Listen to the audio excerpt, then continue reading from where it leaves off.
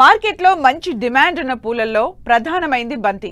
పండుగలు శుభకార్యాల సమయంలో ఈ పూలకు మంచి డిమాండ్ ఉంటుంది. అంతేకాదు ఎక్కువ కాలం నిల్వ స్వభావం ఉండటంతో రైతులు ఈ పంట సాగుకు మొగ్గు చూపుతుంటారు. అయితే సరైన ప్రణాళిక లేకపోవడం, మేలైన యాజమాన్య పద్ధతులు పాటించకపోవడంతో అనుకున్న దిగుబడుల్ని తీయలేకపోతున్నారు రైతులు. బంతిపూల సాగులో నాణ్యమైన అధిక దిగుబడుల్ని ఏ విధంగా సాధించాలో తెలియజేస్తున్నారు పార్వతీపురం మన్యం జిల్లా ఉద్యాన శాఖ అధికారి క్రాంతికుమార్.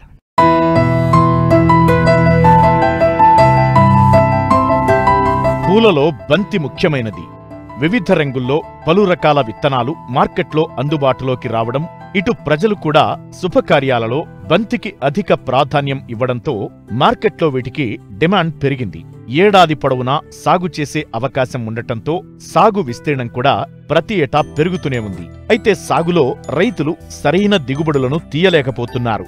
బంతి పంటకాలం 120 రోజులు. నాటిన 55 రోజుల నుంచి పూల దిగుబడి ప్రారంభమై 3 నెలల పాటు దిగుబడి వస్తుంది. ప్రస్తుతం చాలా మంది రైతులు ఎకరాకు 30 నుంచి 40 క్వింటాళ్ల పూల దిగుబడిని మాత్రమే తీస్తున్నారు. కానీ మేలైన యాజమాన్య పద్ధతులు పాటిస్తే ఎకరాకు 50 నుండి 100 క్వింటాల వరకు దిగుబడి సాధించవచ్చు. బంతిలో అధిక దిగుబడి కోసం చేపట్టాల్సిన మేలైన యాజమాన్య పద్ధతుల గురించి తెలియజేస్తున్నారు పార్వతీపురం మన్యం జిల్లా ఉద్యాన శాఖ అధికారి క్రాంతికుమార్. బంతికి సంబంధించిన వాతావరణ పరిస్థితులు కనుక చూసుకున్నట్లయితే బాగా అధికంగా వర్షపాతాలు ఉన్నా లేదా అధిక ఉష్ణోగ్రతలు ఉన్నా అట్లాంటి పరిస్థితులు దీనికి మనకు సెట్ అవ్వవు అనమాట. దీనికి ఏంటంటే ఒక 20 నుంచి 25 డిగ్రీల సెంటీగ్రేడ్ ఉష్ణోగ్రత మధ్యలో ఉంటే చాలా అనుకూలంగా ఉంటుంది పంట మన పెరుగుదలకి. అదేవిధంగా నేల స్వభావం ఎట్లా ఉండాలంటే మనకు ఒకవేళ వర్షం పడింది అనుకుంటే ఆ వర్షపు నీరు అనేది ఇంకిపోయేటట్టు ఉండాలి. అదేవిధంగా ఉదజన సూచిక అనేది 6 నుంచి 7, అంటే అటు ఆమ్లంగా కానీ క్షారంగా కానీ, అంటే చౌడు భూములుగా కాకుండా మధ్యస్థంగా ఉండే భూములు అనేవి మనకి అనుకూలంగా ఉంటాయి. అదేవిధంగా నెక్స్ట్ మనకి ఈ బంతిలో ప్రధానంగా 2 రకాలు ఉంటాయండి. ఒకటి ఏంటంటే ఆఫ్రికన్ మ్యారీగోల్డ్ అంటారు, అదేవిధంగా ఫ్రెంచ్ మ్యారీగోల్డ్. ఆఫ్రికన్ రకం ఏంటంటే పొడవుగా పెరుగుతున్న మొక్క, పూల సైజు అనేది పరిమాణంలో పెద్దగా ఉంటాయి. అదేవిధంగా వివిధ రకాలు ఆరెంజ్ రంగు, పసుపు రంగు, అట్లా కలర్స్ రకరకాలుగా ఉంటాయి. అదేవిధంగా ఫ్రెంచ్ వచ్చేసరికి ఏంటంటే పూల పరిమాణం అనేది చాలా చిన్నగా ఉంటాయి, మొక్క గ్రోత్ కూడా పొట్టి రకాలు అనమాట. ఇవి ఇప్పుడు కమర్షియల్గా రైతులు పెంచేది ఏంటంటే మనకి ఆఫ్రికన్ మ్యారీగోల్డ్ టైప్. బంతి సాగు చేయడానికి ముందుగా ఒక ఎకరా లో మీరు సాగు చేయాలనుకుంటే కనుక ముందుగా ఏంటంటే నారుమడి అనేది 1 మీటర్ వెడల్పు, 1 అడుగు లేదా ఒక 20 సెంటీమీటర్లు హైట్ ఉండే బెడ్లు తయారు చేసుకుని ఆ బెడ్ పైన విత్తనం అనేది ఒక 7.5 సెంటీమీటర్ల గ్యాప్లో నాటుకుంటూ వెళ్ళాలి. ఇప్పుడు ఈ విత్తనం ఏంటంటే మనకి ఎకరాకి కావాలి అనుకుంటే మనకు కావాల్సిన విత్తనం మోతాదు అనేది ఒక 1/2 కేజీ నుంచి 600 గ్రాముల వరకు అవసరం అవుతుంది విత్తనాలు అనేవి. ఇప్పుడు ఈ విత్తనాలు మనం నాటిన ఒక వారం రోజుల్లో మొలకెత్తడం అనేది ప్రారంభిస్తాయి. కాకపోతే మనం ట్రెడిషనల్గా రైతులు చేసేది ఏంటంటే ఇప్పుడు రేజ్డ్ బెడ్స్ పైన విత్తనం వేసేటప్పుడు జనరల్గా ఈ నారుమడిలోని వేరుకులు తెగులు అనేది వస్తూ ఉంటుంది. ఈ ప్రోట్రేస్లో నారు పెంచుకోవడం ఏంటంటే మనకి సర్వైవల్ పర్సెంటేజ్ అనేది ఎక్కువగా ఉంటుంది. ఇప్పుడు నారుమడి అనేది మీరు వేసిన ఒక 1 నెల రోజులు అది మెయిన్ ఫీల్డ్లో మనం ట్రాన్స్ప్లాంట్ చేసుకోవడానికి రెడీ అయిపోతాం అనమాట. ఇప్పుడు దీన్ని మనం ట్రాన్స్ప్లాంట్ చేయాలి అనుకుంటే కనుక మనం ఇప్పుడు ఒక వరుసలో 2 మొక్కలకి మధ్య ఒక 2 అడుగుల గ్యాప్, అదేవిధంగా 2 వరుసల మధ్య కూడా 2 అడుగుల గ్యాప్ అట్లా ఇచ్చుకుంటా వేయాలి. అదేవిధంగా ఫ్రెంచ్ మ్యారీగోల్డ్ అయితే కనుక ఇది గ్రోత్ తక్కువగా ఉంటుంది, పొట్టి రకాలు కాబట్టి దీనికి 1 అడుగు దూరం సరిపోతుంది, వరుసకి మరియు మొక్కకి మధ్య దూరం.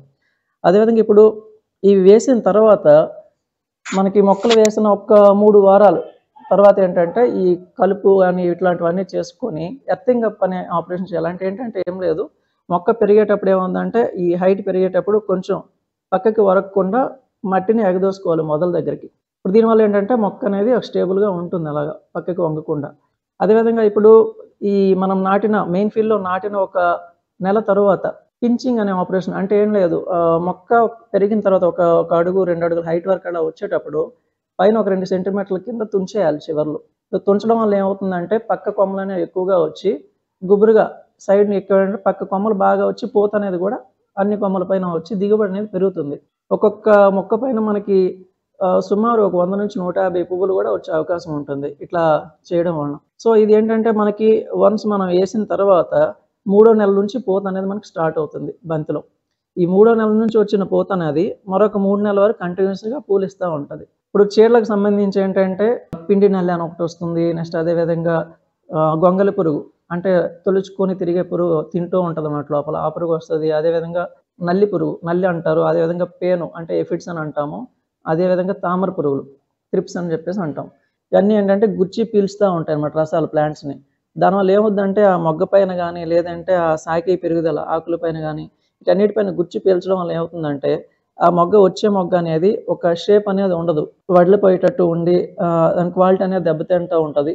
అదేవిధంగా మనకి కావాల్సిన పరిమాణంలో ఆ పూల పరిమాణము రాదు, అదేవిధంగా నెంబర్ మనకి రావాల్సిన అనుకున్న దిగుబడి కూడా రాదనమాట. దానికి పాస్ఫామిడాన్ అని చెప్పేసి ఒక మందు దొరుకుతుంది రసాయనం.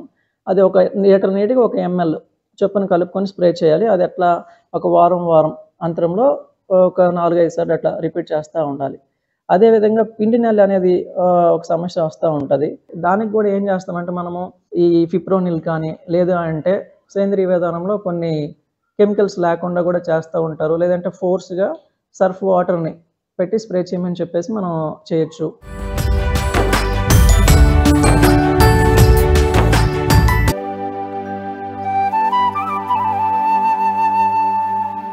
నూనె గింజల పంటల్లో ప్రధానమైన పంట వేరుశెనగ. ముఖ్యంగా తెలంగాణలో రబీలో వరికి ప్రత్యామ్నాయంగా వేరుశెనగను అధిక విస్తీర్ణంలో సాగు చేశారు రైతులు. అయితే ప్రస్తుతం పంట 30 నుండి 40 రోజుల దశలో ఉంది.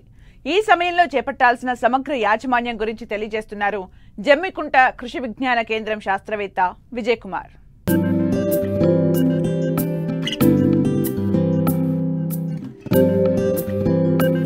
తెలంగాణ, ఉత్తరాంధ్ర, రాయలసీమ ప్రాంతాల్లో ఖరీఫ్ వరి కోతల తరువాత రబీలో రైతులు వేరుశెనగను సాగు చేయడం ఆనవాయితీగా ఉంది.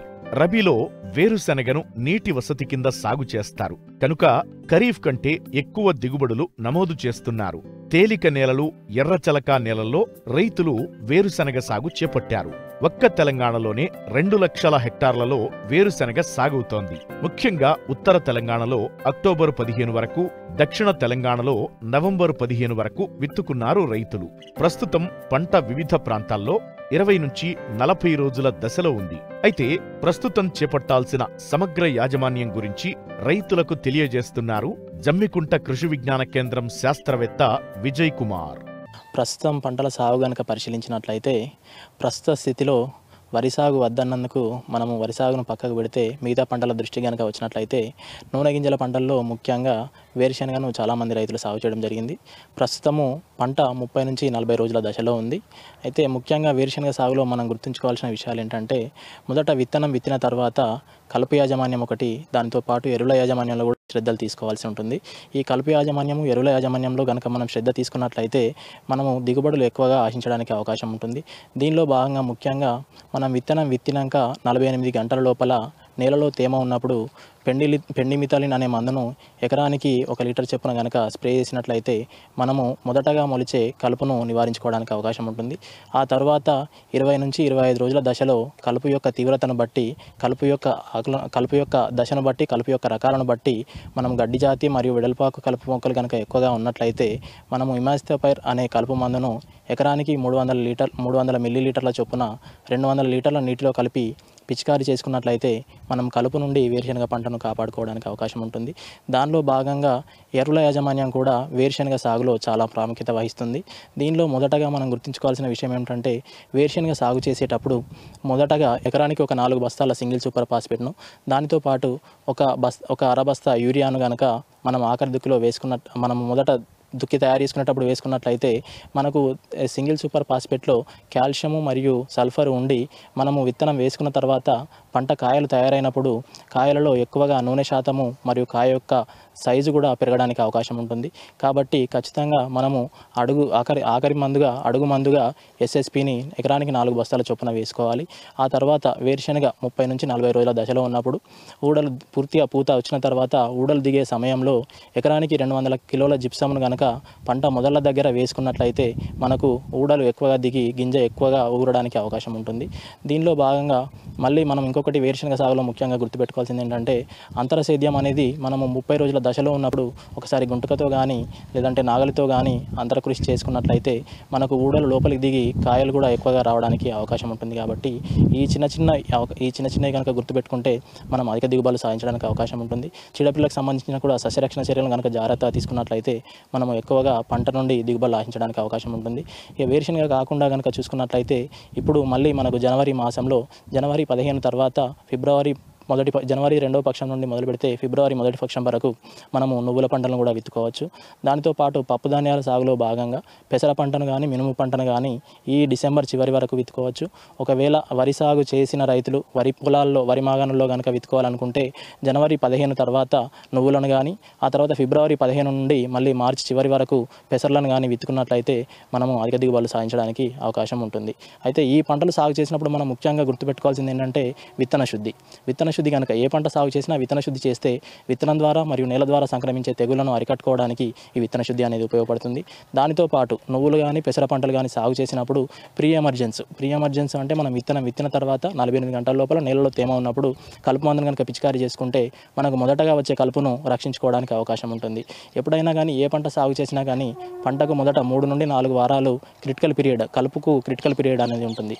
ఈ క్రిటికల్ పీరియడ్ ఆఫ్ వీడ్ కాంపిటీషన్లో మనం కనుక పంటను కలుపు నుండి కాపాడుకున్నట్లయితే పంట పోషకాలను నేల నుండి సమగ్రంగా తీసుకొని అధిక దిగుబడులు సాధించడానికి అవకాశం ఉంటుందని తెలియజేస్తున్నాను.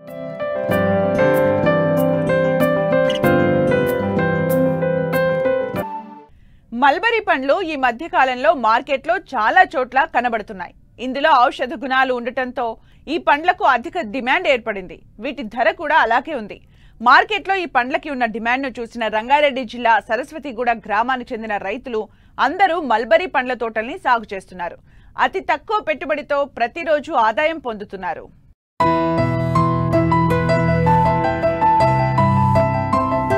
వ్యవసాయంలో రోజురోజుకు పెట్టుబడులు పెరుగుతున్నాయి. వీటికి తోడు మారిన వాతావరణ పరిస్థితుల కారణంగా చీడపీడల ఉధృతి పెరిగి దిగుబడులు కూడా తగ్గుతున్నాయి.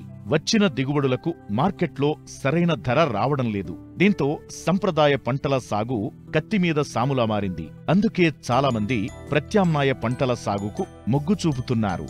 అధికంగా పని తక్కువ ఉండి దీర్ఘకాలంగా దిగుబడులు వచ్చే పండ్ల తోటల సాగుకు మొగ్గు చూపుతున్నారు. కొందరు రైతులైతే అందరూ వేసే పంటలు కాకుండా కొత్త పంటల సాగు వైపు చూస్తున్నారు. మార్కెట్లో డిమాండ్ ఉన్న వాటిని ఎంచుకుని సాగు చేస్తున్నారు. ఈ కోవకు చెందినవారే రంగారెడ్డి జిల్లా కందుకూరు మండలం సరస్వతిగూడ గ్రామానికి చెందిన రైతులు.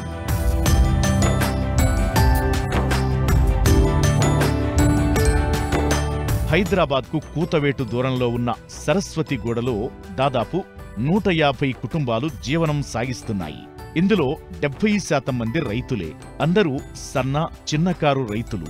తమకున్న ఎకరం 2 ఎకరాల వ్యవసాయ భూమిలో గతంలో బొప్పాయి, జామలాంటి పండ్ల తోటల పెంపకం చేపట్టారు. అయితే ఇక్కడ వర్షపాతం చాలా తక్కువ. ఉన్న కొద్దిపాటి నీటితో పంటలు సరిగ్గా పండకపోయేది. అయితే మారుతున్న కాలానుగుణంగా కొత్త పంటలు పరిచయం కావడం, అందులో మల్బరీ పండ్లకు మార్కెట్లో అధిక డిమాండ్ ఉండటంతో ఒకరిద్దరు ప్రయోగాత్మకంగా కొద్ది విస్తీర్ణంలో మల్బరీ పండ్ల తోటలను నాటారు. పెట్టుబడి, శ్రమ తక్కువగా ఉండటంతో పాటు సాగునీటి అవసరం కూడా తక్కువగా ఉండడంతో ఒకరి తరువాత ఒకరు ఇలా ఊరంతా మల్బరీ పండ్ల తోటలను చేపట్టారు. ముందు నేను ఫీల్డ్లా సెరికల్చర్ పట్టుపురులు సాగు రైతుల దగ్గరికి పోతువా. దాని తర్వాత ఇప్పుడు సంవత్సరం నుంచి మా డీడీ గారు ముత్యాలు సార్ వచ్చి ఇక్కడ పండ్ల తోటలు కూడా మనమే చూడాలి అని చెప్పిండు. ఈ సంవత్సరం నుంచి పండ్ల తోటలు కూడా కవర్ చేస్తున్నాను నేను. ఇక్కడ పండ్ల తోటల రైతులు 100 మంది ఉన్నారు. ఇక్కడ 100 మంది రైతులు ఉన్నారు. కందుకూరు మండల్ సరస్వతిగూడెము. ఇక్కడ కూడా వారంలో ఒకసారి వచ్చి రైతులతో కలిసి ఈ తోటలో ఎంత లాభం ఉంది ఏంది అనేది వాళ్ళకు కూడా చెప్పడం జరుగుతుంది. వీళ్ళు కూడా 100 మంది వీళ్ళు సాగు చేస్తూ మళ్ళీ ఇంకా ఉపాధి కూడా వేరే వాళ్ళకు కూలీ దానికి కల్పిస్తున్నారు. 20, 30, 40 కేజీలు రోజుకు తెంపడం జరుగుతుంది. తీసుకుపోయి సిటీలో మార్కెట్లో వేస్తారు, అమ్ముతారు వీళ్ళు. ఇంకా కూడా ముందు ఇంకా సాగు చేస్తామని ముందుకు వస్తున్నారు రైతులు.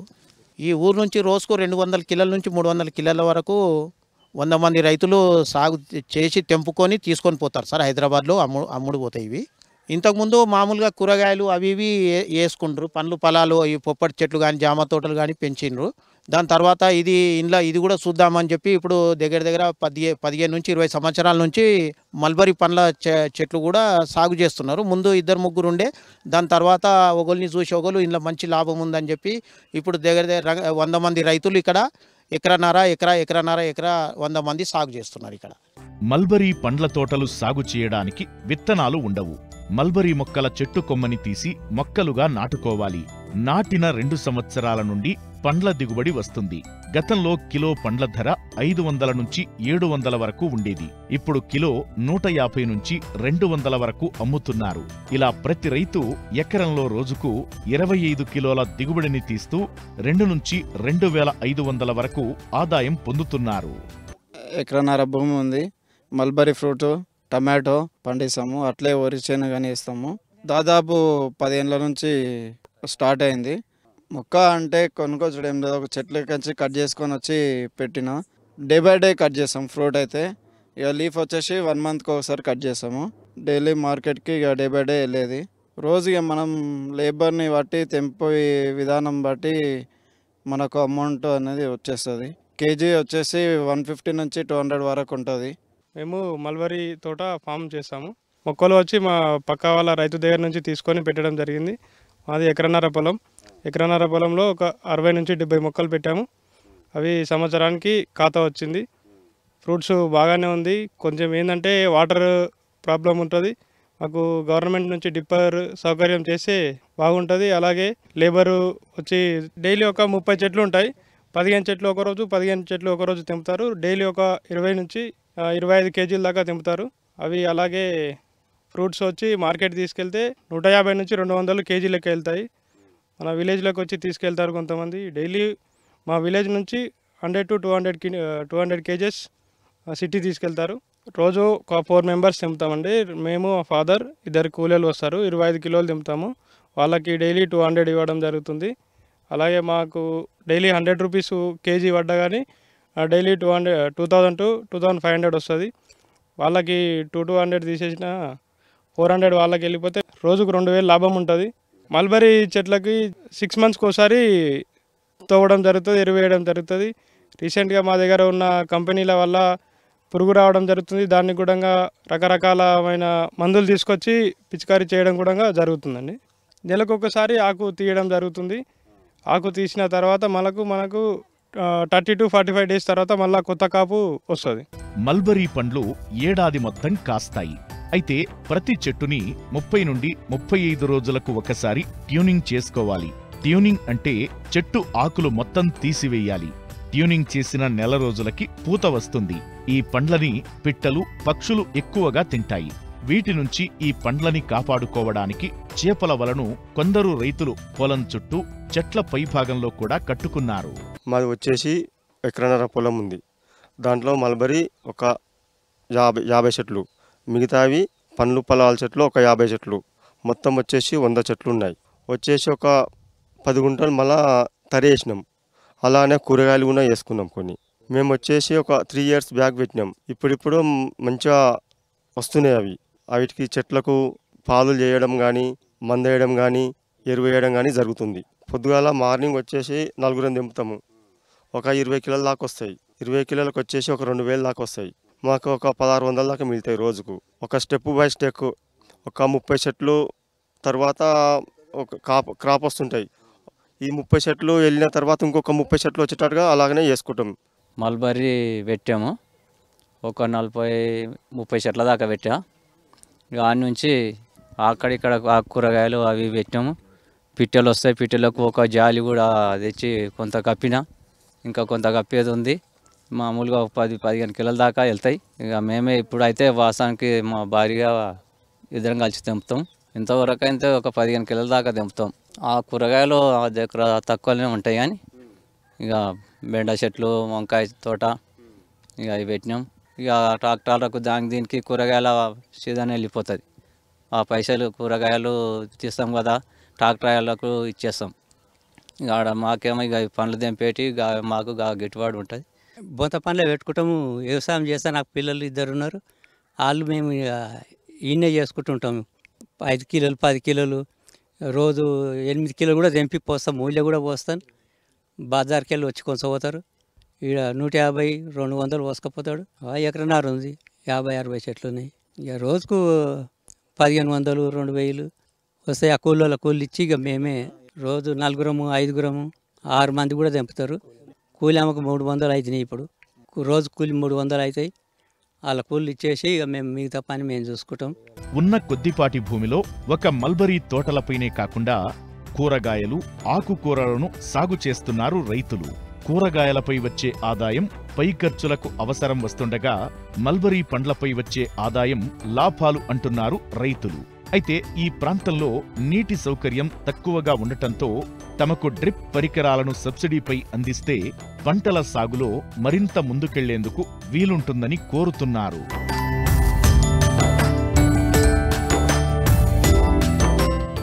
మరిన్ని ఆసక్తికరమైన విశేషాలతో ప్రతిభా బయోటెక్ కొకోలి సమర్పించు మరియు సహ సమర్పిస్తున్న వారు పర్ఫెక్ట్ మట్టి మనిషి కార్యక్రమంలో మళ్ళీ కలుసుకుందాం. అంతవరకు సెలవు, నమస్కారం.